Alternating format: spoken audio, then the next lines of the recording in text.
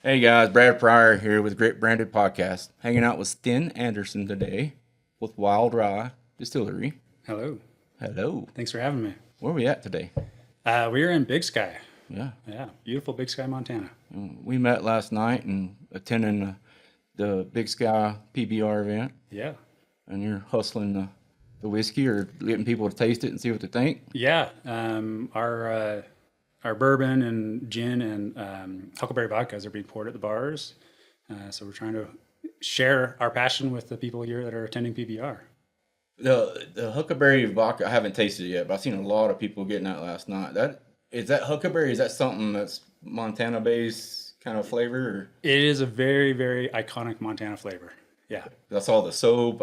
Oh, yeah. I've seen a lot of things around town. Huckleberry chocolates, huckleberry syrups, you name it. Wow. It's around. So what brought this brand along to the distillery?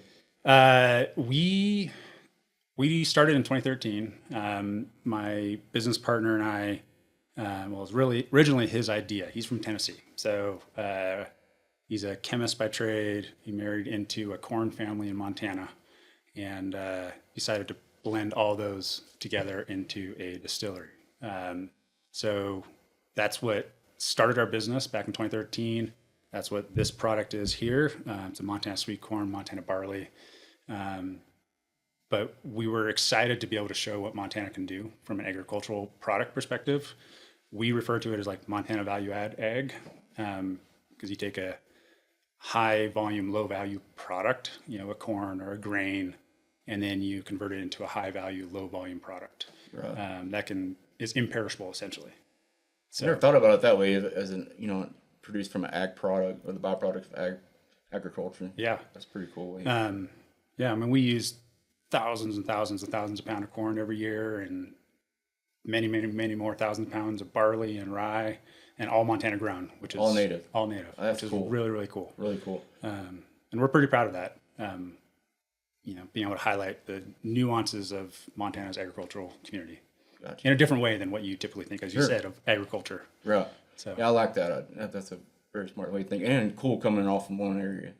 yeah, Unique to the brand. Is a lot of we're gonna have to go through this first. So whiskey, bourbon, what's the difference? bourbon is a whiskey. Not all whiskeys are bourbon. What's the definition that separates? So bourbon requires at least 51% corn in their mash bill, and to be aged in a New American oak. Whiskey in general is just a grain whiskey, so you can have barley whiskey, you can have rye whiskey, you can have corn whiskey, and you can have blends of those. You can have a wheated bourbon, so 51% corn, but then you can have wheat and barley in the mash bill. You can have rye in the mash bill. But yeah, bourbon is a type of whiskey. Right. So That's a big question. I've been down to the tours in Kentucky. Yeah. We started at 9 o'clock in the morning, which was a terrible idea. Empty stomach. So I've been through. I got to understand a lot of that, but I want our audience to hear what the difference is. 'Cause that's a common question, and I never can remember exactly how to explain it. Yeah. So help reiterate that. Yeah. And then what brought the huckleberry vodka on? So it's interesting. We resisted the huckleberry vodka or the huckleberry pull for a very long time. We kind of try and stay away from, I mean, not that it's a fad because it's everywhere now in Montana. But we knew that if we wanted to do huckleberry vodka, we wanted to do it right. Most flavored vodkas are just vodka with additive flavoring, and that's why most flavored vodkas are just clear on the shelf. We thought that we want to do it differently, and that we would just infuse huckleberries into our vodka. So using real berries, which is rare in the flavored vodka world. Mm-hmm. And so, yeah, we use huckleberries from Western Montana. We have a little raspberry, a little blackberry in our recipe, but let them just sit in a vat of vodka for a little while, filter out particulate, and then create a huckleberry vodka that we think is done right. It pays more like homage to the actual huckleberry that nature produces. Yeah. So That's cool. yeah, So everything's more or less something from Montana. 100%. That's very unique. Yeah. And a lot of whiskeys or bourbons can't say that, or vodkas, can they? A lot of brands, can't say that. I mean, there are a lot of brands that will buy a whiskey, say, from Indiana or Kentucky or other places and bring it to Montana, age it here, bottle it. And There's nothing wrong with that. It's a way of doing business, and adds a unique product to the market. We just wanted to do everything Montana sourced, and from grain to glass. Frankly, we've pull it off the farm and grind it ourselves and put it into our mash tun and do it. Do y'all have any of your own farms, or is it just? Yeah. So Phil, my partner, he married into corn. So his wife's family is from the Bitterroot Valley or Corvallis, south of Missoula, and they still grow our corn. Every year we get 60, 70, 80,000 pounds of corn, depending on the year, depending on the season. But yeah, they grow our corn. That's cool. And it's corn on the cob. So that's the thing that's different about us too. It's sweet corn. Oh, wow. So Phil's wife's family, her dad's been growing corn in the valley for, I don't know, 50, 60 years. And originally it was just going to the grocery stores. It was a passion project of his. He wanted to make or grow the best and the sweetest sweet corn for your table. And we realized that we can make really good whiskey, a very unique whiskey from that. And that basically became this. So it's a fresh sweet corn, never been dried, never frozen. Wow. Or it is frozen because we put it in the freezer to store it, but never been dried. So. Sure. That's cool. Very cool background. And do you all sell it all over the United States or the world, or? So you can buy our products online for the rest of the United States. We're mostly in Montana, and then we have a few other states that we are getting into from a distribution standpoint. But yeah, you can go on our website and order online. We ship to, I think, 47 or 48 states. Yeah.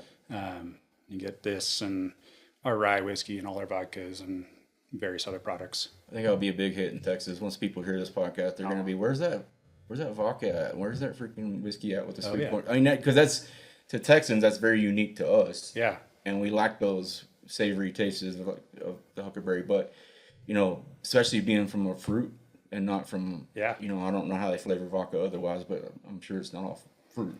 Well, just it's extracts, right. Artificial or even non-artificial extracts, but there's still that extract nuance that you pick up, which is, vodka and flavored vodkas are the number one category of spirits in the world. So can't poo-poo it, but we wanted to do it the way we thought was right. Well, it's almost like you don't need I know they're putting, last night at Big Sky, they were doing different mixes and stuff like that with adding to it. But to me, it seemed like it tastes pretty good by itself. It's delicious.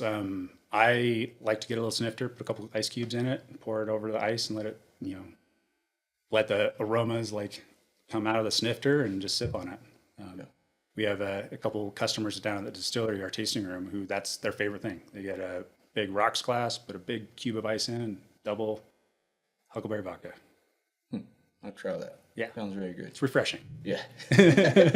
So what brought y'all to be involved with the PBR here at Big Sky? We have known Megan and Patrick and the team at PBR for many, many years now. And it's a long-term relationship that was brewing. And then about 3 years ago, we actually jumped into being able to wanting to put our products and then share our products with the PBR audience. So it started in 2024 is when we first joined in, and it's kind of grown from there. We really enjoy working with them. PBR is a fascinating event, just seeing all the people that come through. You guys coming up from Texas, it's pretty amazing to see. I grew up in Bozeman, so I've been going to rodeos for my whole life, and as a little kid, especially, the bull riding was the best part. I always saved it for last. Oh yeah, which was always irritating to me, but yeah, for sure. And this is you get the best of the best up here, and it's just fun to participate and fun to share our products and be able to tell people about our products. That for me is probably the best part. Just be able to have conversations. This is a little more intimate than most conversations that we have, but standing at our tasting booth and sharing what we're doing, brings me joy. Well, last night, I've never been to the Big Sky, the PBR stuff, and I met some of the Outlaw partners at the World Finals and in Dickey's, and we got chatting and talking, and we did a podcast with Josh and all that, and they invited us down here, and I haven't regretted it yet. It's been the event. I thought when I first walked in there, it felt small. You know what I mean, compared to all the big arenas that we've been in, but there's just people packed in there and then people standing around. It was this Thursday night, and I heard every night gets better and better. Oh, yeah. So, but the energy and the production level and the bulls, it was just intense the whole time. I I've seen a ton of bull rides and a ton of rodeos, and I'm like, I don't know. Normally, even bulls don't captivate my attention that long. Yeah. And I felt like I was engaged the whole time. That's awesome. You know, and also last night, you know, with the epilepsy, the foundation there to represent and bring some money. I thought that was pretty cool. But the amount of giving souls there was pretty cool to see that too. It speaks a lot for Montana. Yeah, and I think, you know, that carries through, and that's one of the reasons why I enjoy working with Outlaws. Like whether it's PBR events or they have a music festival coming up at the end of the month, and there's always a giving component to that. You know, $100,000 for the Epilepsy Foundation in Montana, like that's huge. You know, just last night, I think last year Wildlands, their music festival, raised 1.2 or 1.4 million dollars for conservation, which is big.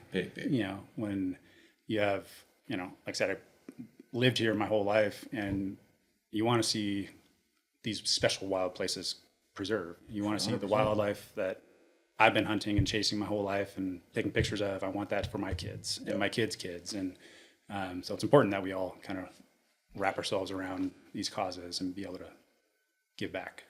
Yeah, I feel a lot of, you know, I try to educate people about hunting, fishing, all the things that we're more passionate about the land than the animal. Yeah. And letting it, you know, age itself out where it's appropriate, where it's time for it to go. It's kind of, it's there because it's fixing to starve to death, or its teeth are worn down. There's all these things that people are so new to. They're like, you know, they're savages when they think about it. Trophy hunting. It's like, no, this is not what this is. But there's so much money raised in conservation to preserve all this stuff that wouldn't be there if it wasn't for the hunters and the fishermen and all that stuff, because they do it because they love the places they hunt and fish. Absolutely. So, and I really like that about what Outlaw Partners have been doing with that. Yeah, it's pretty cool. So your background, hunting, fishing, what's your hobby? Yeah, I mean, I love hunting, fishing, climbing. I basically love being in the outdoors, and doing all things outdoors. I grew up, I mean, my dad was avid hunter. I have 3 brothers, and took us all out from a very young age. Bow hunting, rifle hunting, chasing bighorn sheep, moose, goats. Have many epic stories about goat hunting down in the mountains south of here. And that's what I love to do now, So I joke with my brother, it's like every season leads into the next season. And so bow hunting season for us starts in September, and it goes for 6 weeks. And then you have a week off or 2 weeks off, and then it's rifle season. And then it goes into ski season, and then it goes into running season and summer season. And so it's like, there's no break here in Montana because there's just so much to do. And it's great.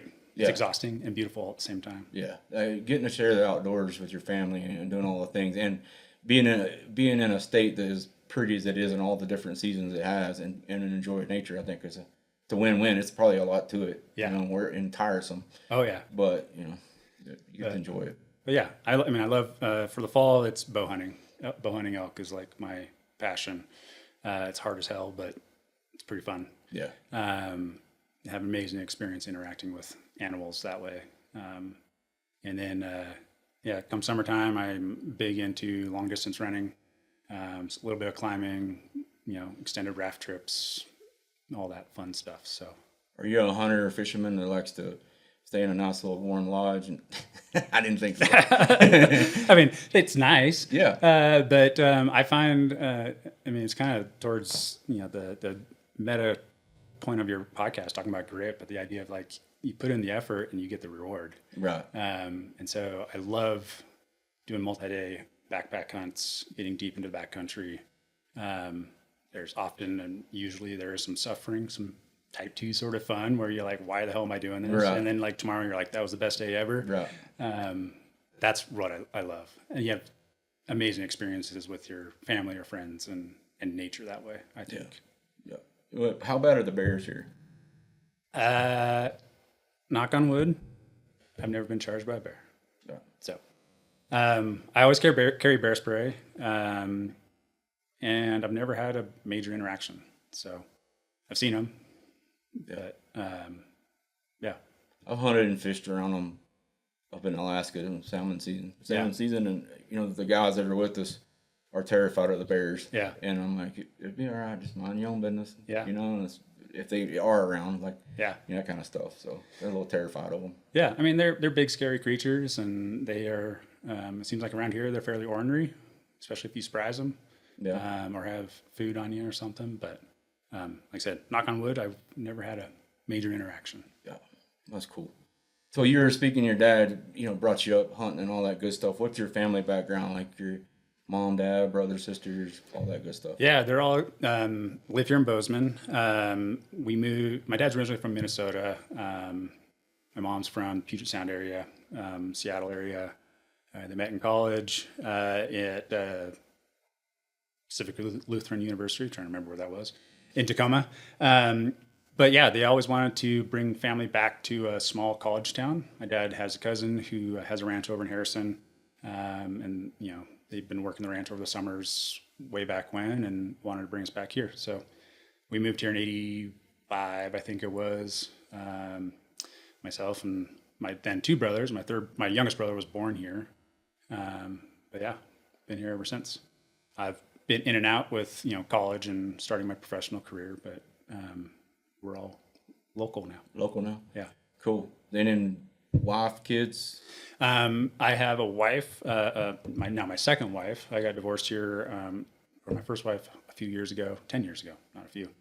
But yeah, my wife and I have a 11-month-old son, Nico. He's Nico? Nico, yeah. That's cool. Yeah. Why did y'all come up with that name? Nico. My wife is has Italian heritage. Still has like cousins and second cousins over in Italy. And thought it worked with who he was going to be. Just came up with a little Italian name. Cool. So, yeah. How'd y'all meet? We met through a friend.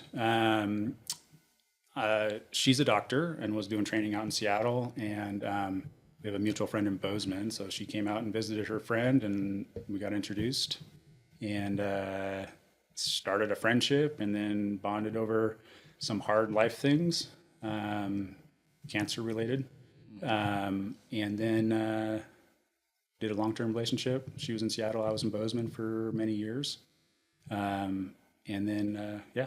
How far apart are those? So if you're driving, it's a 10-hour drive. Flying, it's an hour and a half flight. So that's a lot. It was a lot. I was lucky to have some work flexibility and the ability to pay for flights. I was out there 2-3 times a month while she was going through training. But yeah. Well, that speaks a lot, though. I mean, it makes it a strong relationship. We've kind of thought through that in the past, or kind of thought back through that. And basis of our whole relationship was talk, because we were on the phone every night, every day, just because we weren't hanging out. So. Do you ever run out of things to talk about? No. Yeah, that's usually a good sign. Yeah. I have a fiance right now. I've been married twice, and and I have kids by my ex-wife, and we've been cordial with each other. There's a way to get, there's a way to make that happen. Totally. And I'm just a man that likes to. If it's not working for me, I need to go a different direction. Totally. And a lot of men won't do that anymore. Yeah. They can find a different route and just stick through it. Me, I'm gonna put my kiddos through that. Yeah. I want them to think of me as the man that stands up to stuff, not the man that is a coward. Yeah. So. Well, and it's like honest, someone who's honest to themselves too. I feel like that's that's part of what led me to, to my first divorce, was like, this is who I am, and these are the things I think, and this is who I want to be, and I want my daughters to see that. That's key word. Yeah. And that's another thing. Like, and I told myself, I was like, okay, you're feeling this way. You're not comfortable with what's going on. What are you going to tell those men when they ask, I have twin daughters. So when they, hopefully this is ways away because they're 18. So, but what am I going to say to that man that wants to take their hand in marriage? Yeah. When I've been a piece of crap. So like, I need to be able to say that with confidence to them. And my daughters believe that too, because that's you're just starting another sour relationship if you don't have the building blocks for them. Yeah. They know they call. I'm not there for everything because I work a lot. I love to work. I love what I do, but I'm there for the big things. And I'm normally the phone call, Daddy, I can't figure this out. Yeah. I'm that guy, and may not be at everything they're at, but when they need something, it's there. Yeah. So. But that's a beautiful thing too. It is, like, as a dad. Yeah, it is. It's like when it makes me feel good. Like I used to think of, well, I'm always just a phone call for a finance problem or this or that. But honestly, it's they trust me and they know it's going to be okay. And I've laid off of that because I'm like, I want them to call me. I don't want them not to call me and try to figure out, because they're hard-headed enough. Yeah. They'll just do it themselves, you know. And they're like, sometimes you just need a little guidance. Yeah. Even though you can be a strong, hardworking young lady. Yeah. But it doesn't help to have a little bit of help along the way. You know what I mean? Not necessarily finances, but a conversation. Yeah. Because there's lots of times I wish I would have just talked to somebody I trusted instead of being bullheaded or embarrassed about what I was going through. 100%. And then as you get older, you're like, the shit I was going through ain't near as bad as what some of these people have been through. And that's why I do this podcast. As we were just talking before you got started, like, I like to talk about stuff, what I've came through and what the person next to me. I don't put anybody on this podcast. Like, I want something rich and, you know, inviting to people to hear where they say, well, if that guy's made it, you know, he's been through all that, I can make it, you know, and that's why I want that for my kiddos too. Yeah, absolutely. Yeah, I believe that is 100% how we should be living. You know, whether it's for our kids or for the world, or, you know, honestly, it's for us, but, you know, being honest and truthful with the world, because, you know, I think that's a skill that most humans have lost or are potentially ashamed of, or like, So what if you have a 10-month-old and then you have your other children? Yeah, I have, my older daughter is 20 years old, or will be in about a week, 10 days. And then What's her birthday? August 2nd. My birthday's next week. So. Oh, nice. Yeah. My dad's is next week too. So gotta remember that. Yeah, notes. Notes. And then I have a quote unquote 16-year-old. She is 16 this year, but she is no longer with us. She parted from this world in 2006 when she was 6, after a almost 4.5-year battle of cancer. So I refer to her as her still with me, because I never want to forget her. And but, you know, some people don't want to hear the hard stuff. Well, you know, just that fight that long too is just, I haven't had to go through that with anybody, so I don't know. Yeah. But, you know, I have seen people go through it, but I wasn't close to, you know, and it's just grueling. But what kind of cancer is it? She had AML, so acute myeloid leukemia. Presented when she was 20 months old, just as she was sick and lethargic, and finally took her to the doctor, and they said, you need to get her to the hospital ASAP. Took a little bit to kind of diagnose exactly what she had, but diagnosed with AML in December of 2011, which was just a gut punch. Oh man, like, I can't imagine. This little kiddo, she barely talk yet, you know, and just being in the hospital, having needles and cords hooked up to her, and she went through 6 rounds of treatment. That was the protocol at that point in time. And the first round, she went into remission. We're like, awesome. It's a bad 6 months. You know, we'll get through this. And so we were out in Seattle at the time at Seattle Children's, and got through the treatment. And finally moved back to Bozeman, because I was in Seattle at the time for my career, and got to be close to family. And this whole experience was like a big impetus to be back closer to family. And thought it was great. She unfortunately relapsed in February of the next year, so 2013. And from then it was, pardon my French, but balls to the walls. Like, it was just nonstop in and out of the hospital, mostly in the hospital, treatment after treatment, things not working, stem cell transplants. I mean, you name it, she almost died of it. Right. You know, she had heart failure. She had a tumor that presented in her sinus that almost went into her ocular cavity in her brain, like just all sorts of things, just back and forth. And, you know, with my older daughter, she was in school in Bozeman, and my job was in Bozeman, and my job, I'm incredibly thankful to them. They gave me all the flexibility, you know, in the world to be with my family and do what needed to be done. But my then wife and my daughter Alistair were at Seattle Children's, and I was in Bozeman with my older daughter. And I was flying back and forth to be there as much as possible. But what is it that, is there somebody or things that you would grab onto when you were going through all that helped you through that? Because that is the toughest thing. I always said, do anything you want to me. I think any dad would say I that. said that over and over again. Take anything from me. Take me. Yeah. I don't care.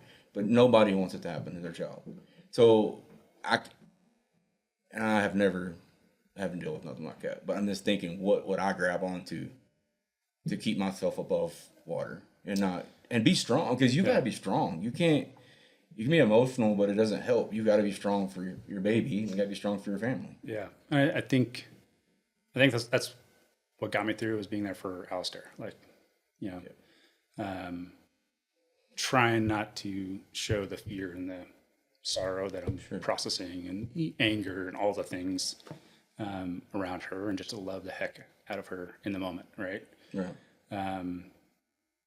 You know, it's the alone times when, you know, I put my older daughter to bed, Alistair's at the hospital in Seattle, and I'm by myself, you know, for those last couple hours at night, or sleepless nights or whatever. And that's when the shit hits the fan. Yeah. You know, the stuff that's going through the brain. And, yeah, but being there for her, I had to be there for her. I had to show up for her and make sure, I mean, for lack of a term, I had to shove my feelings down in order to care for her. Yeah. Well, I can only imagine. But did she have good times that you remember? I think that's the stuff that when it's happened and it's over with, you still have you probably try to forget all the bad stuff. You try to remember those happy moments, or that little quirks she had, or things like that that bring joy to you. It's like, and I can tell how much you love her and all the things, because you're still celebrating her being alive, in a heavenly way. Yeah. So what are those things that were just? I mean, she was a kook. She was so, like, bubbly, outgoing, and sassy. Like, she loved to color her hair and, like, put little fake tattoos on and play music and sing, you know, "Let It Go" from Elsa, like, or, you know, Elsa's song, like, at the top of her lungs. Like, she just was she loved all that, you know, princess dresses, the whole thing. Even in the hospital, she would make sure she would put on princess dresses and wear a tiara while she was getting poked and prodded. Like, you know, just, which was just, it was her way, I think, of expressing herself, even though she didn't know that was important. Yeah. And there were definitely times where, like, things were smooth sailing. There was nothing to be done, and she just had to be at the hospital, and she had great, you know, interactions with people there. She impacted so many nurses and care staff and even other kids there going through things. But yeah, and there's the hard times when, you know, chemo days where she's just exhausted and laid out and throwing up and has sores and all the things. So yeah, that's tough. So you're 20-year-old and you got your 10-month-old. What's the 20-year-old doing? She is currently in Missoula. She tried college for a year, realized she needed to take a break and kind of figure out what she wanted to really do with her life. And so that was this last year, and she's thinking about going back to school. So she's working for a kind of a home health aid organization, helping people who can't fully help themselves. So that's cool. She has a giving heart then. She has a giving heart. She has a dream, I think, of being because of her sister's experience, but she wants to be an oncology nurse. So she saw the impact that a lot of these people had on Alistair, and wants to be able to give back. Yeah, going through all that, I think, and inspiring your daughter too to pursue a role in that. You know, there's a lot of good people left in the world. Oh yeah. You know what I mean? And I think you let the news or the media tell the story, they're going to tell it like it's terrible. But you know, just meeting you, you know, here and going and watching how much, you know, I was watching that PBR last night at Big Sky. I was like, there's a lot of different people from different areas that come to see this. Yeah. And you know, and they're fun loving, and even though they might be from California or wherever, you know, Flint last night was picking on some of them from where they were from. They took it with laughs, and they didn't take it serious. It's nice to know that people still are charismatic. Yeah. You know, and it helps us get through life a little better, knowing that it's not what everybody portrays it to be. Totally. You know, going through all that stuff. Yeah. It's not a one or a two or black and white. It's like, we're humans. Right. Yeah. We all laugh. Oh yeah. 100%. We all have hearts. So, brothers, sisters? I have three brothers. One older, I'm number two, and then two younger. My older brother lives in Bozeman. My next younger brother actually lives in Hamilton. He just moved back there a couple years ago. They're both doctors. They followed my dad's footsteps. He was a doctor.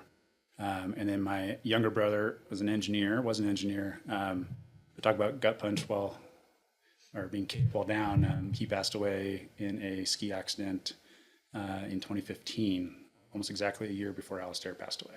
Oh, wow. He was actually up Beehive Peak up here. There's a ski route and just bad circumstances, and he went quick. Wow.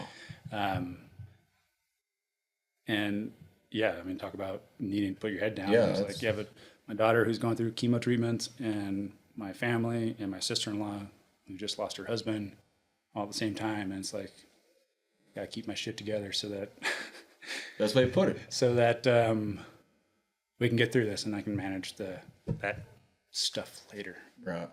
But yeah, that was a really, really hard experience. Yeah. Especially that close. I mean, there's never a good time for none of that. But, being that close together, it's just a bond on everybody, emotionally and all the things. But it seems like you have very good genetics. You have two brothers there. One is an engineer, and you have two that are doctors, and you're in what, finance major? Accounting technically is like where I put I don't know. Yeah, I have a CPA. I've been in public accounting for a while. I've done finance management. I've done CFO work. Now an entrepreneur. Just kind of started in the CFO or the finance role. I'm now CEO, managing partner of the business. But yeah, 20-something years. I'm old when I talk about that, and you're like, we were just talking about this. over. You were talking about your divorce. Well, my divorce was 5 or 6. I said just the other, a couple years ago, and I can't say that. Yeah, exactly. And it's nothing to be funny about. It's just that it speaks my age of things that I thought were like a couple years ago, or 10, 15. Like I'm now that man telling the story, of all the things. I'm also the guy that, my daughter's like, you're old. Or like, I remember when I was 18 looking at someone who's, mid 40s, almost 50, and you're like, look at my dad, and you're like, he's old. Yeah. Like, I'm that guy now. Yeah, I'm that guy now. Yeah. But, somebody was telling me, like, the new old now is like 60. It's not 50. I'm approaching 50. And 40 didn't scare me. Yeah. Now, 50 terrifies me because it's like, that's old. Yeah. To me. Yeah. Because back in the day, when our age, when we were coming up, 50 was old. Yeah. Now it's like, I guess because the world's a little healthier than it used to be, or has the opportunity to be healthier. So good genetics. Yeah, my apparently so I'm from a very Scandinavian background. My mom's Norwegian, not from Norway, but she has her great grandparents moved from Norway. And my immigrants. Yeah. Oh, that's cool. Yeah. And then my dad's, half his family's from Finland and half his family's from Norway, and he grew up in northern Minnesota, like mining country. His dad worked in the mines. Iron ore mines, and so hardworking people. So I got lucky. I love that though. I would immigrate and then become an American. I think that's the coolest thing. Yeah. Especially hearing the stories on the backside of that, because opportunity what America brings to people. Totally. Why they come here, and then there is a way for somebody to. I mean, look at all we just talked about.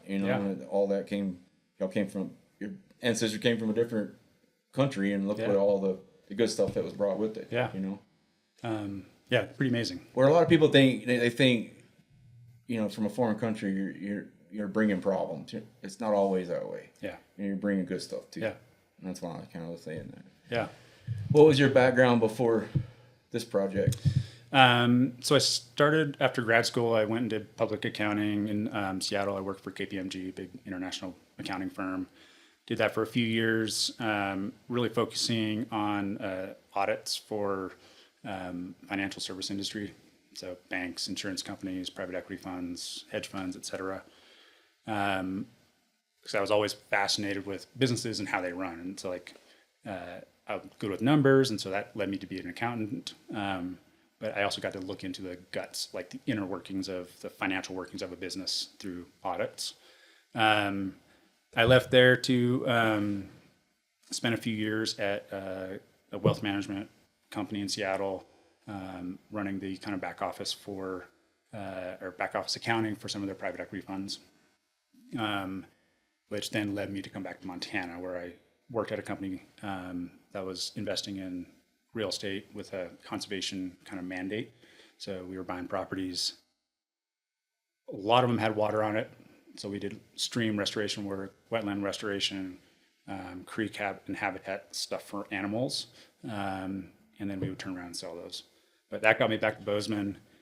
What led me to here, so I was a home brewer for a very long time, making beer at home. For whatever reason, I liked that creative outlet. That was I'm not an artist by any means, like I draw stick figures.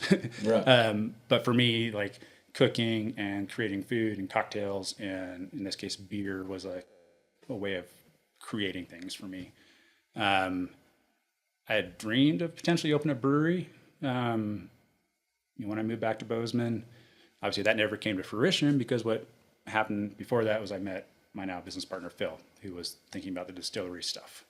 And so distillery is basically taking a brewery and then adding a still, to distill the beer that you're making, essentially. So that led me to join him, and it was like, all right, we can do this together. And kind of. It sounded like a good match, though. It was a great match. It allows me to still do my professional training. Sure. Like all the numbers, all the planning, all the forecasting.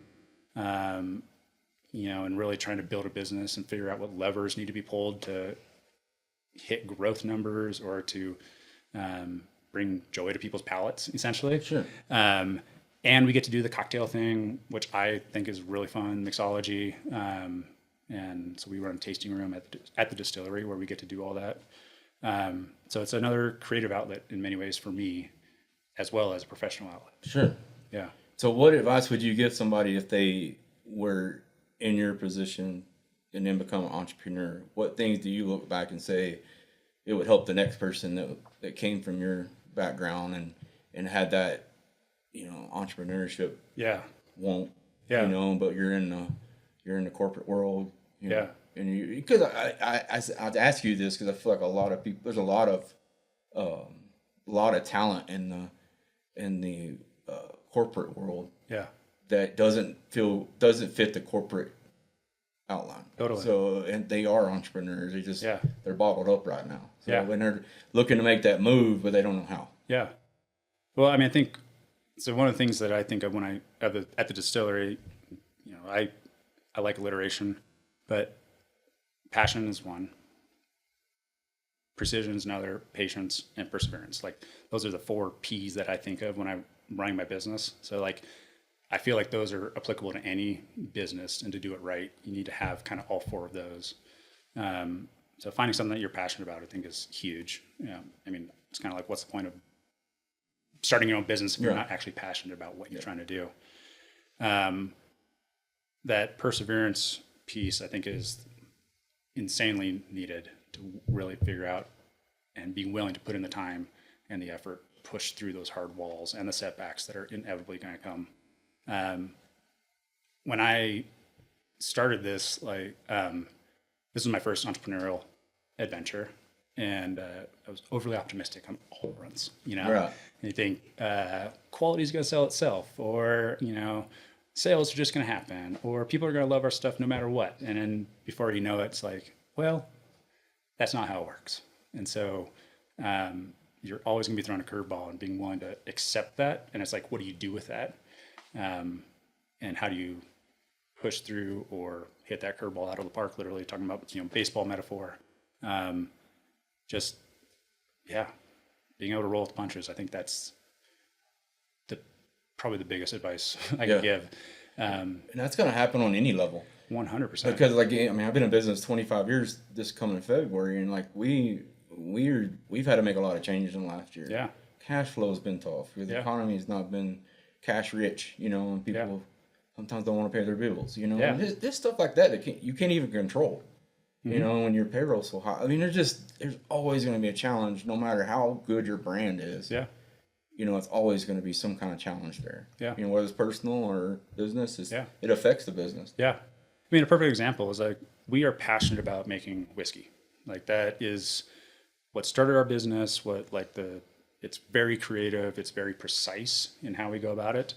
But whiskey takes time, and it's that patience part that I talk about, where it's like, this is a 4.5-year product right here. We have 7-year product. We have 8, Okay, 9 so year you have products. different barrels that hold you age out. Yeah. Okay.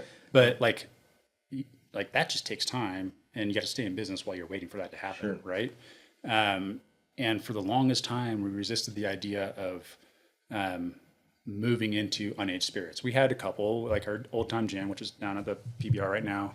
That was one of our products that we could make quickly. It doesn't require aging time. But gin's a unique spirit, and not everyone wants a gin. We did that with a rum that's made with Montana beet sugar, which is kind of interesting. But we finally, like, one of my partners was like, what if we shifted our thought process and make a vodka? We're like, well, we're really passionate about our whiskey. Vodka seems like a cop out. But turns out we did that. And now vodka is nearly, from a volume perspective, over half of our business. And but no one really knows us for vodka. I mean, we sell it like crazy.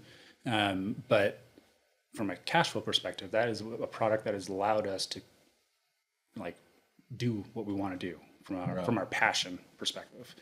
But we had to pivot. It's a classic thing, being willing to pivot. And it's a curveball from a business standpoint that you're like, I didn't realize that was what we're going to do, but here we are.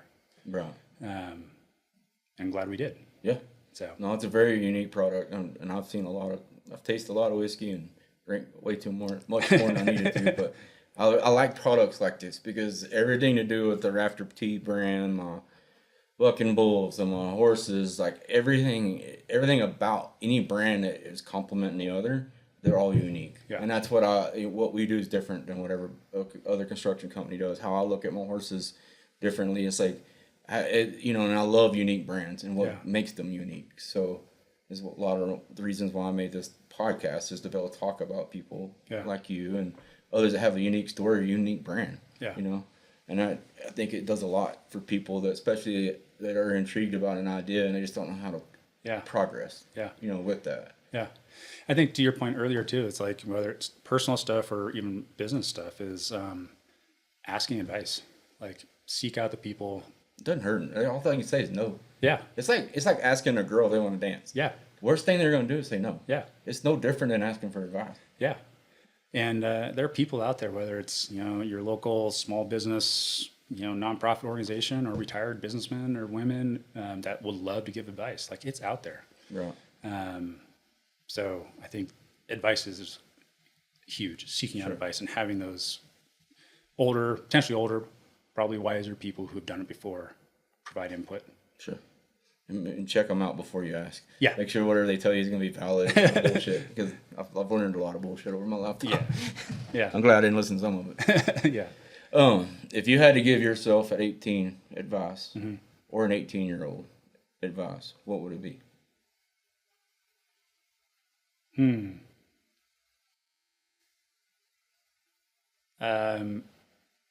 What would it be? I would say life is rich.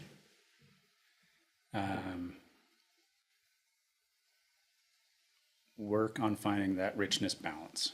Yeah. I think I early on was way too prone to the putting my head down and just working. And with my daughter's experience especially, I was in the working phase of my life. That really head down, got to make it in my career, and that hit, and then it's like I realized I missed a good part of her early life and the only life that she had. Sure. And I missed that. Yeah. So I give that advice. Like we're built a lot alike because I did this. I mean, I've done the same thing now. I've learned like it's going to be okay. Yeah. I'm not a person that's going to push stuff off. I don't get to it because I've just been busy. Yeah. I can't sit there and beat myself over the head with, there's only so many hours a day. But I also know stop and give yourself a little bit of breath that day. Yeah. Because you'll be a lot better the next day. Yeah. Instead of working all through the nights and pushing day on days. I mean, I can do that, but now I've learned that hey, you done missed a lot of things in life that are special to, your kids or your family or whatever. And I just always just put my head down and work. Yeah. So the family stuff, that's what's very important. With the 10-month-old, it's really shifted my focus back to that again, where I'm getting to experience a lot of those early childhood development things, like the first talking, the first crawling, I mean, as trite as it sounds, but like I never saw that from my daughters. Same. And so I'm soaking that up and cherishing that. And I think I wish I had prioritized some of that more when I was younger. I think people shouldn't get married till like 30 or so. I would 100%. I got married when I was 20. So. Right. Because your maturity levels are so much different when you get older, and you actually get to enjoy the shit you're really built to enjoy. Yeah. If that makes sense. Because it's like, I'm really a good family man. Yeah. I really love my kids, and I can love a woman. Yeah. I just wasn't built for that at the time. Yeah. I was a mule. Yeah. I just worked. Yeah. I reference it like, gotta get your wiggles out, man. Yeah. Like get it all shaken out, in your 20s. Like, Yeah. figure that out and then prioritize. Yeah. And it just makes a better family situation, in my opinion. Yeah. We've both been through the same, Yeah. not necessarily to your degree, but you've been through a divorce, Yeah. It's never easy. Yeah. So if you had I think this one could probably be one of the most important ones that I've ever heard on, or have asked on, considering what your background is. If you had to define your grit with one word, what would it be?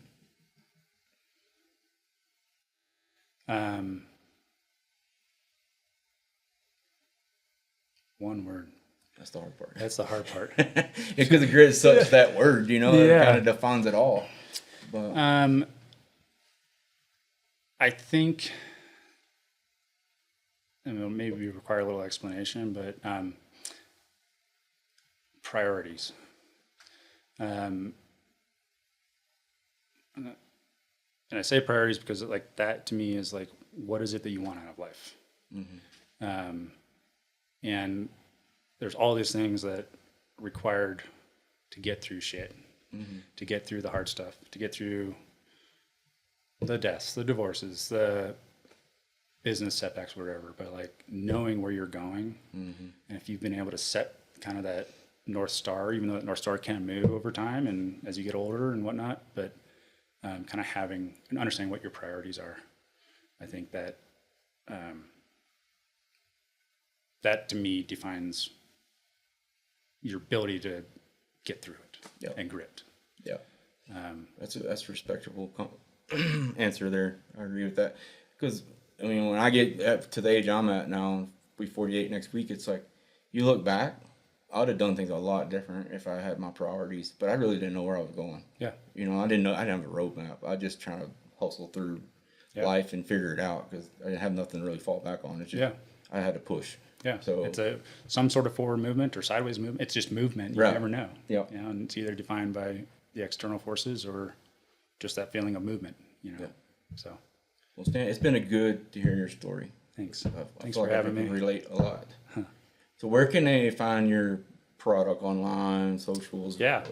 So WildRye Whiskey is on social, wildrye.com or wildrydistilling.com technically.